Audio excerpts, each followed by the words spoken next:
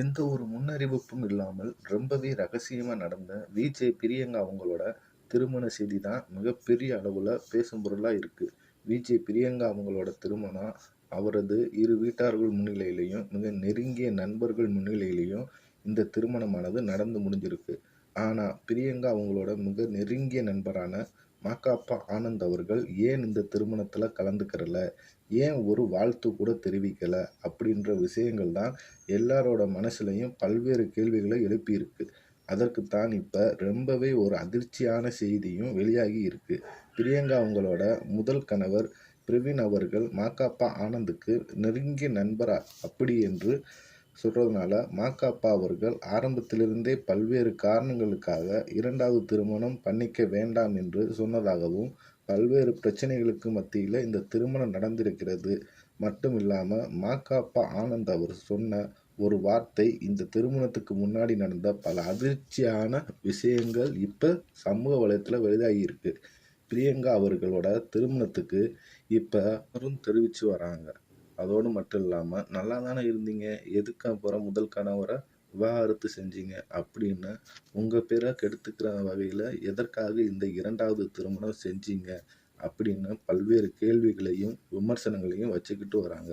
இது ஒரு பக்கம் இருக்க, ஏற்கனவே பிரியங்கா அவங்க கூட ஒரு ஆண்டுகளுக்கு முன்னாடி ஒரு பிரபலமான நிகழ்ச்சியில் தனது முதல் கணவரை பற்றி பேசியிருந்தாங்க.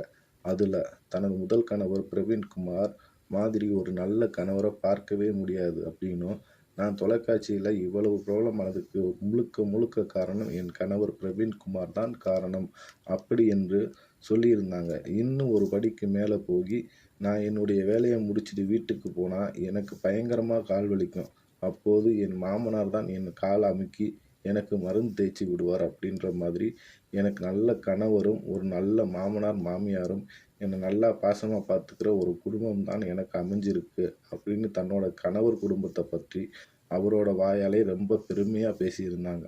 ஆனால் கொஞ்ச நாட்களிலே அதிகாரப்பூர்வமாக அறிவிக்காம விவகாரத்து என்ற செய்தி வெளிவந்து அந்த வீடியோக்களும் சமூக வலைத்தளத்தில் வெளியாகி நல்ல குடும்பம் என்று சொல்லிட்டு அப்புறம் எதுக்கு பிரியங்கா முதல் கணவரை விவாகரத்து செஞ்சாங்க அப்படின்ற மாதிரி பல்வேறு கேள்விகளும் எழும்பியிருக்கு.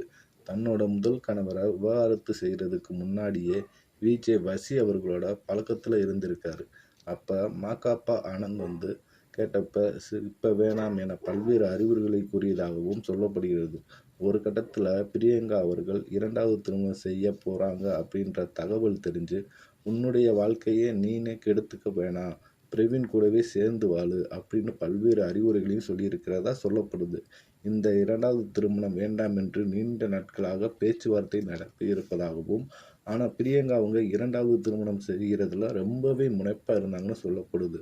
ஒரு கட்டத்தில் மாகாப்பா ஆனந்த், இது உன்னோட வாழ்க்கை, இனி நீ பார்த்துக்க, நான் இனி இந்த விஷயத்தில் தலையிட மாட்டேன் அப்படின்னு, உனக்கு திருமணம் நடந்தால் கூட நான் கலந்துக்க மாட்டேன் என்று சொன்னதாகவும் கூறப்படுகிறது. இதனாலேயே விஜய் பிரியங்காவோட திருமணத்தில் மாகாப்பா ஆனந்த் அவர்கள் கலந்துக்கலன்னு, ஏன் ஒரு வாழ்த்து கூட தெரிவிக்கல அப்படின்ற மாதிரி சமூக வலைதளம் இந்த செய்தியானது இப்போ வெளியாகிட்டு இருக்கு. மாகாப்பா ஆனந்த் அவர்களும் பிரியங்கா அவர்களும் மிக நெருங்கிய நண்பர்கள் என்று நம்ம எல்லாருக்கும் தெரியும். ஆனால் அவர் இந்த திருமணத்தில் கலந்துக்கிறாதது எல்லாருக்குமே அதிர்ச்சியாகத்தான் இருந்தது.